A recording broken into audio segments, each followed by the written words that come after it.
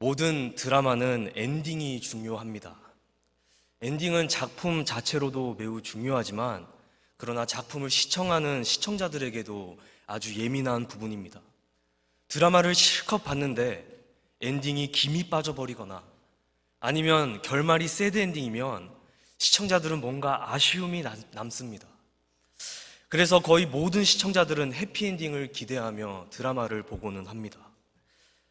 저도 새드 엔딩을 별로 좋아하지 않습니다. 그래서 저는 영화 포스터에 할머니가 나온다던가 아니면 특히 강아지가 나온다면 저는 그 영화를 보지 않습니다. 10중 8구 뭔가 강아지가 나오면 그 영화는 새드 엔딩이기 때문에 그렇습니다. 그런데 가끔은 이 해피엔딩과 새드 엔딩을 섞어서 보여주는 경우가 있습니다. 분명 영화는 새드 엔딩입니다. 그러나 그 새드 엔딩 속에 한 줄기 희망의 빛을 보여주며 영화를 마치는 영화들이 있습니다. 장군은 죽었습니다.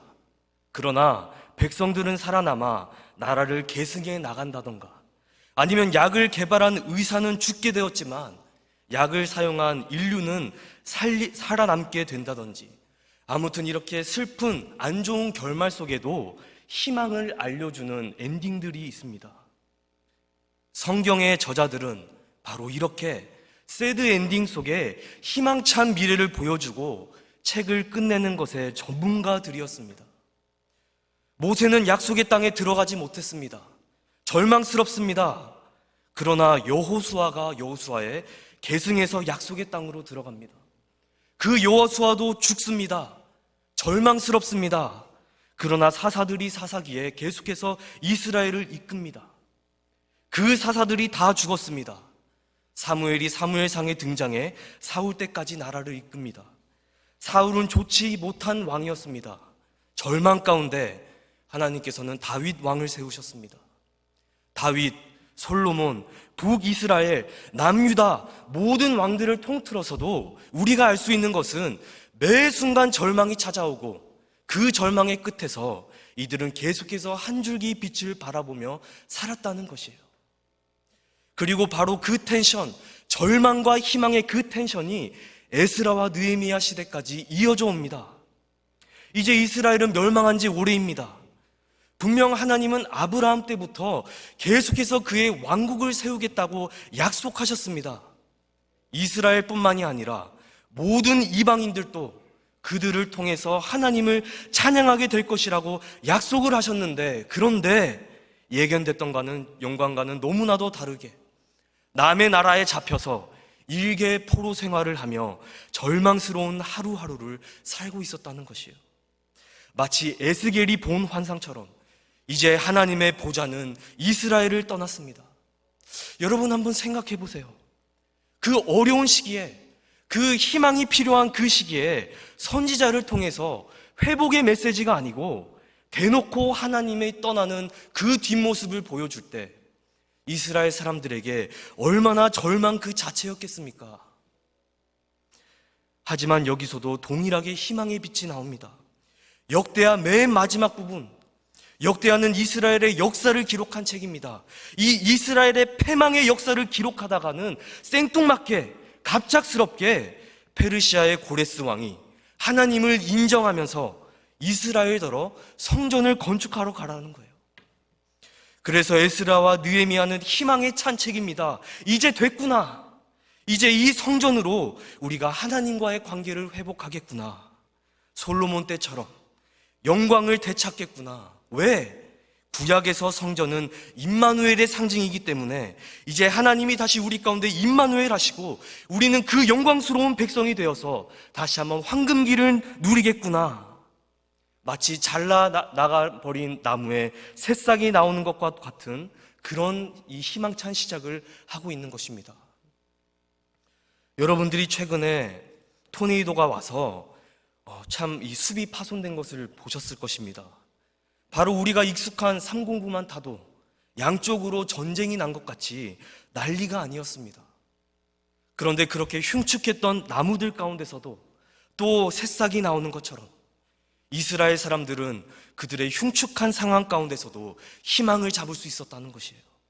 그렇기에 에스라 느헤미야는 희망찬 책입니다. 새로운 시작입니다. 그렇게 에스라가 포부를 가지고 다시 약속의 땅으로 돌아옵니다. 그런데 그렇게 돌아온 에스라는 너무나도 큰 충격을 받는 것입니다.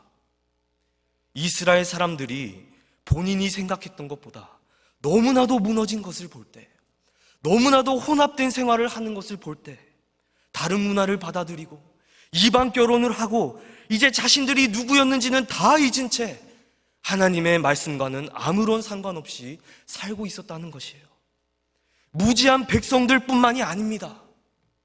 제사장들, 심지어 레위 지파까지도 가나안 사람, 암몬 사람, 모압 사람, 이집트 사람 외 수많은 이방 사람들의 풍습을 받아 더러운 짓을 하며 거룩함을 잊고 살아가고 있었다는 것이에요.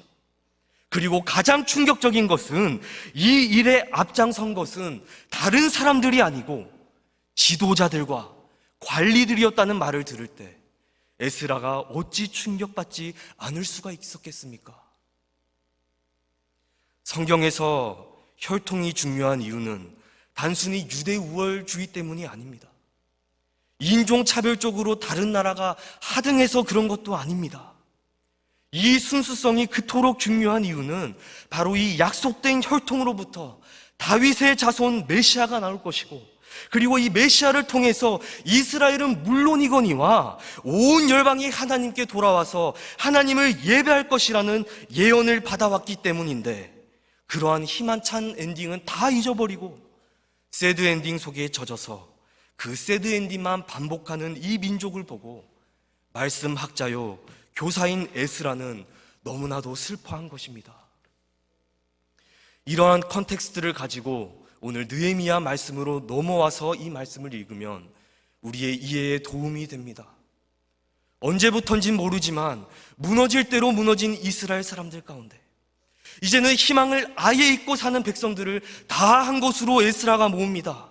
그리고 회복을 꿈꾸며 이 말씀학자요 선생인 에스라가 그들 앞에 섭니다. 그렇게 백성들을 모으고 그는 말씀 부흥회를 여는 것이에요. 그리고 그들의 목전에 말씀의 책을 펼칩니다. 책을 펼 때에 백성들도 회복을 기다렸던 듯이 일어나는 것이에요. 한두 명이 아닙니다. 대다수가 일어난 것도 아닙니다. 모든 백성들이 회복을 꿈꾸며 일어났다는 것이에요. 그리고 에스라가 하나님을 찬양하기 시작합니다.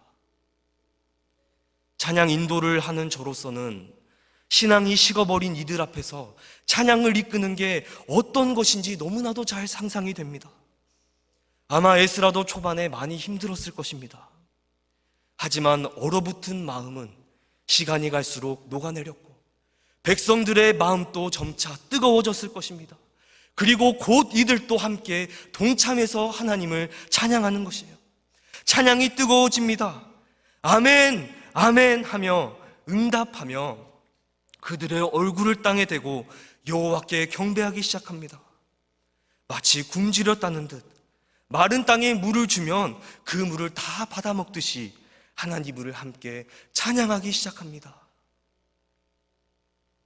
하나님이 선포될 때, 찬양이 퍼져나갈 때, 하나님을 떠나 절망 가운데 살고 있던 백성들의 입에서 아멘이란 고백이 나올 때, 여러분 이것이 얼마나 귀한 것인지 아십니까? 아멘은 단순히 습관이 아닙니다. 아멘은 I believe와 동시에 나도 고백합니다 라는 귀한 고백인 것입니다. 내가 믿고 함께 고백합니다. 바로 이 고백이 우상들이 가득했던 그 패망의 땅에서, 새드 엔딩 속에서, 우상의 집에서 하나님의 이름이 다시 한번 드높여지는 그 순간 그들은 새드 엔딩의 틀을 깨고 하나님을 다시 보기 시작했다는 것이에요. 그런 아름다운 고백을 하면서 그들은 땅에 엎드려 그들의 낮아짐과 주께 복종을 보이기 시작합니다. 여러분, 우상 섬김이 무엇입니까? 우상 섬김은 결국 내 자신의 높아짐입니다. 그렇다면 하나님을 찬양하는 것은 무엇입니까? 하나님을 찬양하는 것은 반대로 우리가 낮아짐입니다. 우리가 찬양을 조금 더 한다고 해서 하나님이 지금보다 조금 더 높아지고 우리가 내일 찬양을 좀 덜 할 거라고 해서 하나님의 보좌가 덜 영광스러워지냐? 아닙니다. 우리가 이것을 헷갈리면 안 됩니다. 하나님은 우리의 예배와는 상관없이 이미금 영광스럽시고 이미금 높으신 분이며 그 보좌는 영원토록 빛날 것입니다. 창조 전에도 영원토록 빛났을 것이고 앞으로도 계속해서 빛날 것입니다. 그렇다면 찬양은 무엇인가? 찬양은 그 보좌 앞에 우리가 나아가 낮아지고 엎드려지고 깨어지고 우리 자신을 그분 앞에 드리는 행위라는 것이에요. 하나님의 말씀으로부터 멀리 떠나서 언약은 다 잊은 채로 죄 속에 이방 문화와 결혼이란 제도로 연합되었던 이 사람들이 이제 말씀과 찬양이 선포될 때 분리되어서 하나님께 돌아오는 이 아름다운 장면, 합쳐져 있었기에, 혼합되어 있었기에 뜯겨져 나가는 아픔은 컸겠지만, 그러나 진리의 말씀이 선포될 때, 주의 말씀이 낭독될 때, 또 찬양이 울려 퍼질 때, 아멘, 그것이 나의 고백입니다. 여러분, 이 낮아짐의 외침에는 회복의 은혜가 있는 줄로 믿습니다. 그렇게 학자 에스라가 율법의 말씀을 읽어나가는 것이에요. 그럴 때 어떤 역사가 일어납니까? 백성들이 깨닫고 울기 시작하는 것입니다. 아, 내가 정말 말씀과 상관없는 삶을 살았구나. 아, 내가 하나님의 백성이라 하면서도 하나님과 너무나도 떨어져 있었구나. 여러분, 우리의 삶을 돌아볼 때도 비슷하지 않습니까? 내가 하나님을 고백하며 산다고 하지만, 내가 매일처럼 찬양대에 선다고 하지만, 내가 매일처럼 찬양팀을 하고, 내가 종일 새벽처럼 나와 봉사하며 섬기며 아이들을 가르치곤 하지만, 여러분, 정말 내 마음이 주님께로 향해 있었습니까? 아무에게도 말은 못하지만 내 마음이 너무나도 메말라 있지는 않았습니까? 너무 메말라 자그마한 은혜에도 반응하고 싶은데 그 은혜마저 느껴지지 않을 때, 삶이 어려워, 마음이 어려워 하나님으로부터 내가 멀어져 가고 있었다면, 여러분, 오늘 말씀을 통해 우리가 알 수 있는 것은 하나님을 멀리하는 것은 해답이 아닙니다. 오히려 우리는 말씀으로 회복하고 주의 음성을 들어야 하는 것이에요. 요한복음 10장에 보니까 우리 주님께서 우리와 자신의 관계를 예화로 설명하십니다. 양들은 자기 목자의 음성을 안다는 것이에요. 여러분, 이 평화로운 그림이 상상이 되십니까? 음성을 아는 것뿐만이 아니라 양들은 그 음성을 듣고 목자를 따라온다는 것이에요. 그런데 다른 사람의 음성, 다른 목자의 음성은 알지 못하는 고로 타인을 따르지 않고 오히려 도망한다고 그렇게 주님께서 말씀하십니다. 제가 너무나도 좋아하는 말씀입니다. 마치 갓난아기가 그 어미의 품에서 그 어미의 음성을 알고 반응하는 것처럼 양은 자기 목자의 음성을 들으면 그 음성을 알고 따라온다는 것이에요. 여러분들은 과연 우리의 목자 되신 주님의 음성을 사모하고 계십니까? 많은 믿는 사람들이 우리 주님의 음성을 듣기는 사모하지만 초자연적으로 듣기만 사모합니다.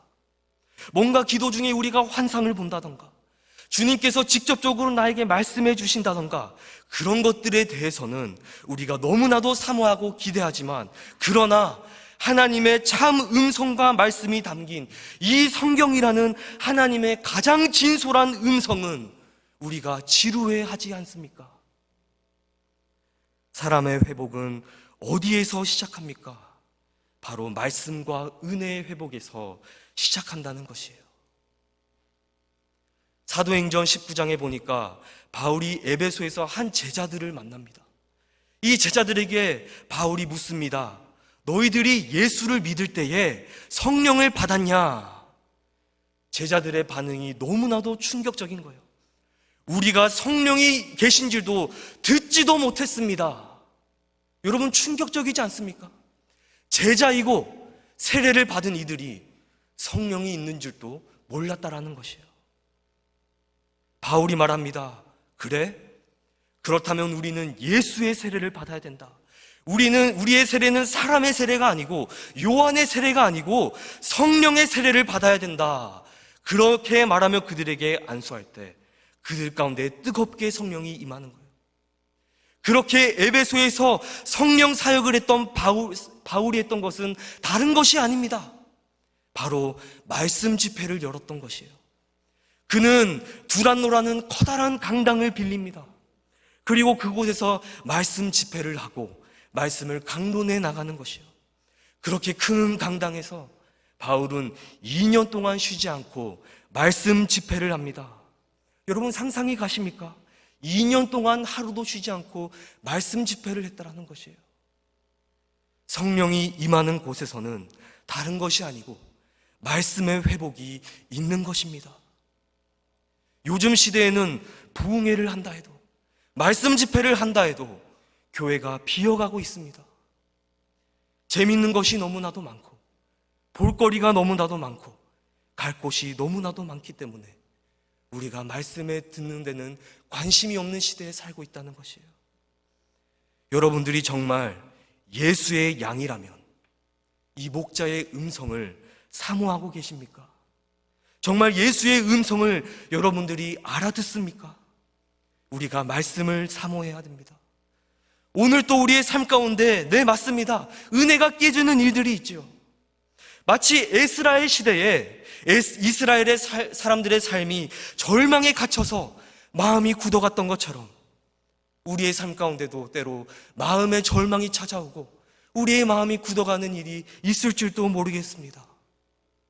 그러나 에스라가 말씀을 전하는 그 순간 모든 마음이 다 녹아내리고 회개의 눈물이 흐르고 우리의 마음 가운데 은혜의 회복의 감격이 넘쳐 흘렀던 것처럼 여러분들에게도 그러한 은혜가 있기를 바랍니다. 그러한 백성들이 말씀이 선포될 때 울기 시작하는 것이에요. 말씀이 선포될 때 그들의 삶이 말씀과 너무나도 달랐던 것을 깨닫고 백성들이 웁니다. 그럴 때 에스라와 느헤미야가 뭐라고 얘기합니까? 오늘은 성일이니 슬퍼하지 말고 울지 말라는 것이에요. 여기에서 성일은 공교롭게도 나팔절입니다. 나팔절은 이스라엘 사람들이 속죄와 회개를 했던 기념일이라는 것이에요. 나는 내 하나님이 되고 너희는 내 백성이 될지라. 그 하나님이 세우신 언약, 그 언약에는 조건이 하나가 있었는데 이스라엘 백성들이 거룩하게 살았어야 됐습니다. 아니 그런데 어떻게 이스라엘 사람들이 거룩하게 살 수 있겠습니까? 이들이 어떻게 죄를 안 짓고 살 수가 있겠습니까? 그렇다면 언약이 깨어지지 않겠습니까? 그래서 하나님께서는 나팔절을 정하시고 이 속죄의 날 이스라엘 백성들은 회개를 했고 죄가 씻김으로 하나님과의 언약이 갱신되는 날이었다라는 것이에요. 그래서 이 날은 기쁨의 날입니다. 회개할 때는 눈물로 회개하고 속죄 때는 눈물로 속죄했지만 회개 후에는 하나님과 우리 삶 가운데 다시 한번 새로워진 이 언약을 기뻐하며 이들이 잔치를 열었던 것이 바로 나팔절이었다라는 것이에요. 우리의 삶 가운데 죄의 문제로 또 여러 가지 삶의 문제로 슬퍼할 일들이 많습니다. 특히 여러분들, 얼어붙은 여러분들의 신앙 때문에 슬퍼하시는 분들이 계십니까? 무너진 신앙과 너무나도 멀리 와버린 것만 같은 내 신앙을 보고 절망하시는 분들이 계십니까? 우리가 슬픔을 딛고 일어납시다. 우리에게는 기뻐할 이유가 있습니다. 여러분, 나팔절이 왜 나팔절인지 아십니까? 이들은 속죄의 날 잔치를 하면서 나팔을 불었다고 합니다. 그런데 정확히 이야기하자면 음악을 하기 위해서 나팔을 분 것이 아니라는 것이에요. 그렇다면 도대체 왜 나팔을 불었는가? 이들은 이스라엘 백성의 속죄를 위해서 사용됐던, 희생됐던 숫 양의 뿔을 꺾어서 그 숫 양을 기뻐하며 이 나팔을 불었다는 것이에요. 왜 숫 양인가? 고대 유대 문헌 미드라시에 의하면 아브라함이 이삭을 바칠 때 이제 이삭은 죽어야 될 운명입니다. 하나님께서는 이삭을 통해서 야곱과 이스라엘 이어지는 언약을 허락하셨는데, 아니 이스라엘이 이제는 죽게 생겼습니다. 이삭이 죽게 생겼습니다. 그때에 그 위기의 순간 아브라함이 눈을 들어 보니까 한 나뭇가지에 양의 뿔이 걸려 있는 것을 목격하지 않습니까? 그리고 이삭 대신에 잡았던 그 숫 양, 이삭이 죽어야 되는 그 자리에서 희생됐던 번제물을 기억하면서 지금 우리는 속죄의 제물로 양을 사용하지만 언젠가 하나님께서 어린 양을 준비해 주실 거라는 그 믿음, 그것을 가지고 이들은 기념을 하며 기다리며 하나님을 찬양하고 있었다라는 것이에요. 그리고 그렇게 진실로 신실하신 하나님께서 여러분 진짜 숫 양을 우리를 위해서 준비해 주시지 않으셨습니까? 마치 바로 예수 그리스도로 우리의 모든 죄를 속죄하시고 이제는 우리의 구원의 뿔이 되셔서 이제 하나님과 우리의 언약이 영원토록 갱신되는 그 언약 속에, 그 은혜의 시대 속에 우리가 거할 수가 있다는 것이에요. 신앙으로 슬퍼하시는 분들이 계십니까? 여러분, 이스라엘 백성들이 장차 올 완전한 숫 양을 기다리며 그 뿔을 불며 기뻐했던 것처럼 우리의 구원의 뿔 대신 예수 그리스도를 말미암아 기뻐하기를 원합니다. 기뻐해야 될 줄로 믿습니다. 여러분들이 정말 예수가 우리를 위해서 이 땅에 오신 것이 믿어지십니까? 이 땅에 우리를 위해서 죽으신 것이 믿어지십니까? 그리고 다시 사셨던 것까지도 믿어지십니까? 그리고 승천하셔서 지금 또 살아 하나님의 우편에 앉아 계시는 것 여러분들 믿어지십니까? 의심의 여지가 없이 확실하십니까? 그렇다면 예수가 하나님 옆에 앉아 있는 것이 확실한 것만큼 우리 또한 그 옆에 앉아 있을 날이 확실히 올 것입니다. 왜? 왜냐하면 예수와 우리가 이제는 연합되었기 때문에, 예수 안에 우리가 있기 때문에 예수가 하나님 우편에 앉아 계실 때에 우리도 그 우편에 앉아 왕의 식탁에 함께 앉아 그와 함께 영원토록 먹고 마시며 그 하나님께 영광을 돌리는 날이 올 거라는 것이에요. 이것으로 우리는 기뻐하는 것입니다. 마치 폭풍우가 칠 때, 눈보라가 칠 때 집안에 있으면 얼마나 포근합니까? 그와 같이 예수 안에서 새 생명과 칭의와 입양됨과 성화와 견인으로부터 영화까지 우리가 모든 것을 누리기 때문에 우리는 기뻐하는 것입니다. 에스라는 무너진 이스라엘에게 이 기쁜 소식을 전하는 성경학자였고 선생이었고 교사였습니다. 무너진 이스라엘 가운데 회복을, 하나님을 잊어버린 백성들에게 말씀을 다시 사모하게 하는 그 기쁨, 삶의 활력을 잃어버린 모든 절망 가운데 살고 있었던 이스라엘 사람들에게 다시 한번 말씀의 희망을 가져다 준 것입니다. 특별히 오늘은 교사 헌신 예배입니다. 저는 여러분들이 이러한 기쁨의 교사분들이 되기를 진심으로 원합니다. 양들은 까먹습니다. 양들은 계속 있습니다. 그들은 눈에 보이는 대로만 행합니다.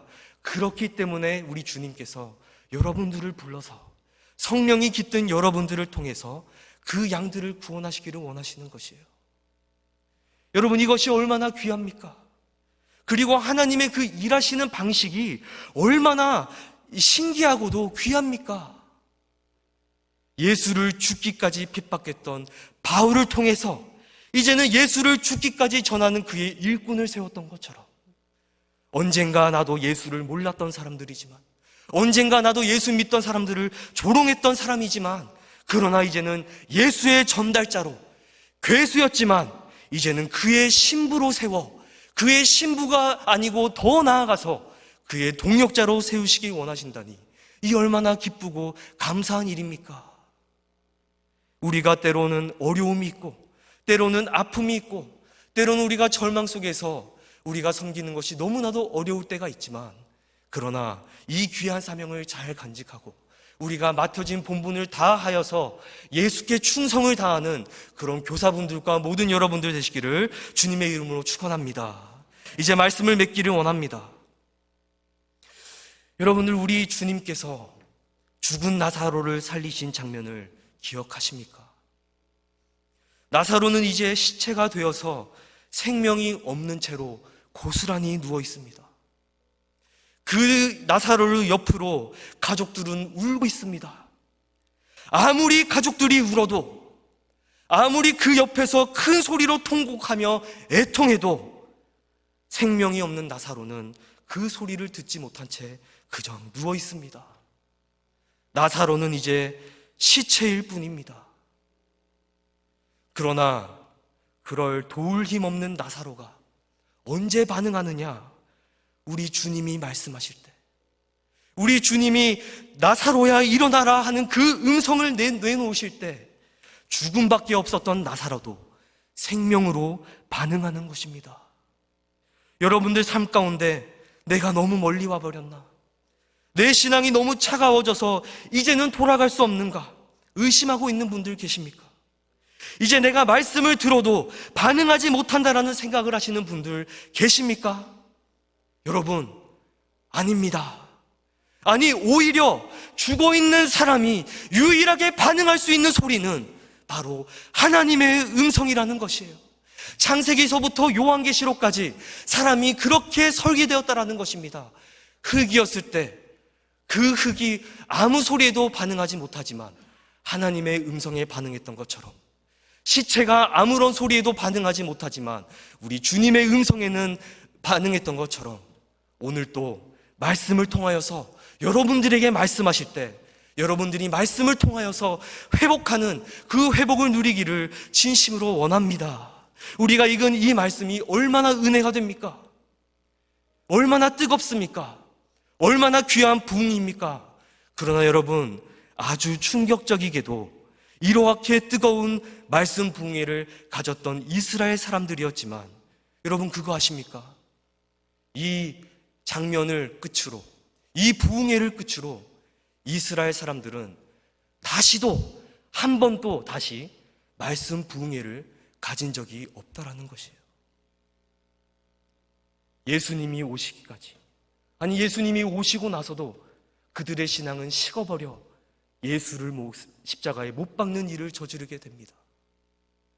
여러분, 우리는 그러지 않아야겠습니다. 우리가 은혜를 받고 비우고 그렇게 하는 것이 아니고, 우리가 받은 은혜를 잘 간직하며 정말 예수를 간절히 기다리는 그 얼마 안 되는 처녀처럼 우리 마음을 비우고 이제는 성령으로 채움받아 이제 우리가 그 은혜를 다른 사람에게까지 나눠주는 그런 귀한 성도분들과 저와 그리고 교사분들 되시기를 주님의 이름으로 축원합니다.